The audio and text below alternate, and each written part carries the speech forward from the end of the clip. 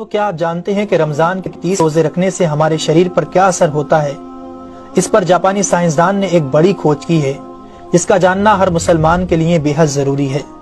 جاپانی بایولوجسٹ یوشونوری اشومی ایک سائنسدان ہے جن کو 2016 میں میڈیسن پر نوبل پرائز دیا گیا۔ ان سے جب پوچھا گیا کہ آپ نے کون سی ایسی چیز بنائی ہے جس کی بنا پر آپ کو دنیا کا سب سے بڑا انعام نوبل پرائز دیا جا رہا ہے، تو انہوں نے کہا تھا کہ میں نے کینسر کی ممکنہ دوا کھوج لی ہے، اور اس بات پر دنیا نے بڑے پر انداز میں ان کی کاوش کو سراہا اور مبارکباد دی گئی۔ اس کے بعد ڈاکٹر یوشینوری اشومی نے کہا کہ میں نے کینسر کی دوا نہیں بلکہ کینسر سے بچاؤ کا حل تلاش کر لیا ہے۔ تو لوگوں نے ان سے پوچھا کہ بتائیے ایسا کیا جائے کہ کینسر جیسے خطرناک مرض سے بچا جا سکے؟ تو انہوں نے کہا کہ جب ہم بھوکا رہتے ہیں تو ہماری باڈی میں موجود غذائیت ختم ہونے لگتی ہے، جس کی وجہ سے جسم بھوک محسوس کرتا ہے۔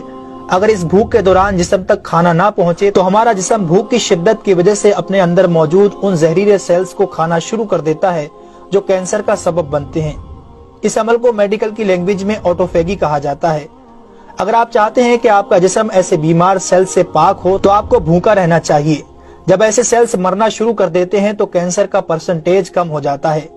اس کے بعد جاپانی سائنسدان سے پوچھا گیا کہ انسان کو سال بھر میں کتنے دن بھوکا رہنا چاہیے کہ اس میں کینسر نہ پایا جائے؟ تو انہوں نے کہا کہ اگر 20 سے 25 دن کم سے کم اور 9 سے 10 گھنٹے بھوکا رہا جائے تو اس کی باڈی ایسے تمام زہریلے سیلز کو کھا جائے گی اور اس میں کینسر نہیں ہوگا۔ اے میرے پیارے رب کریم، آج ہمیں سمجھ آیا کہ مومن پر روزے کیوں فرض کیے گئے، اور آج مجھے اس احادیث پاک کی بھی سمجھ آ گئی جس میں آپ صلی اللہ علیہ وسلم نے فرمایا کہ ہر شے کی زکوٰۃ ہے اور جسم کی زکوٰۃ روزہ ہے۔ سبحان اللہ! میں قربان جاؤں ایسے سچے دین پر جس نے عبادت کے اندر بھی بیماریوں کا علاج رکھا ہے۔ دوستو، اسلام وہ دین فطرت ہے جو زندگی کے ہر شعبے میں راہ اعتدال کی تعلیم دیتا ہے۔ اس لیے آج نہ صرف مغرب میں زیادہ کھانے کو ناپسند کیا جاتا ہے بلکہ اسے انسانی صحت کے لیے بھی نقصان دہ سمجھا جاتا ہے۔ اللہ تعالیٰ نے اپنے پیارے محبوب حضرت محمد صلی اللہ علیہ وسلم پر وحی نازل فرمائی، کھاؤ پیو اور حد سے نہ بڑھو، بے شک وہ حد سے بڑھنے والوں کو پسند نہیں فرماتا۔ اس کے علاوہ حضرت ابو ہریرہ رضی اللہ تعالیٰ عنہ سے روایت ہے کہ رسول اکرم صلی اللہ علیہ وسلم نے ارشاد فرمایا، کھاؤ پیو اور پہنو اور خیرات کرو بغیر فضول خرچی اور تکبر کیے۔ دوستو، انسان کو کھانے کی صرف تھوڑی سی مقدار کی ضرورت ہے جو انسانی جسم میں توانائی پیدا کر سکے، جتنی توانائی انسانی زندگی کے لیے ضروری ہے، اور جس سے اس کی صحت اچھی رہے اور وہ اپنی روزمرہ کی ذمہ داریاں پوری کر سکے۔ انسانی جسم کو جتنا کھانے کی ضرورت ہے اس سے زیادہ جسم میں داخل ہونے والا کھانا چربی بن جاتا ہے، جس کی وجہ سے انسان کا جسم بڑھ جاتا ہے، اس کی رفتار سست ہو جاتی ہے اور وہ بہت زیادہ تھکن محسوس کرنے لگتا ہے۔ اس کے علاوہ انسانی جسم بہت سے امراض کا شکار بھی ہو جاتا ہے۔ اسی لیے اللہ تعالیٰ نے روزے فرض کیے تاکہ 11 مہینوں کے دوران کھانے پینے کی بے احتیاطی کا ازالہ ہو سکے۔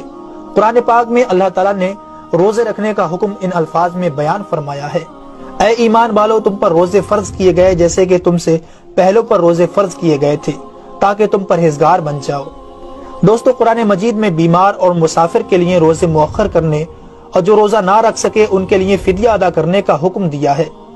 اس کے بعد روزہ رکھنے کی حکمت ان الفاظ میں بیان فرمائی، اور تمہارے لیے روزہ رکھنا ہی بہتر ہے اگر تم جانتے ہو۔ دراصل یہاں یہ بتایا گیا ہے کہ اگر تم موجودہ علم کو سمجھتے ہو تو تمہارے لیے بہتر یہی ہے کہ تم روزے رکھو، کیونکہ روزہ اپنے اندر بے شمار روحانی، نفسیاتی اور طبی فائدوں کو رکھتا ہے۔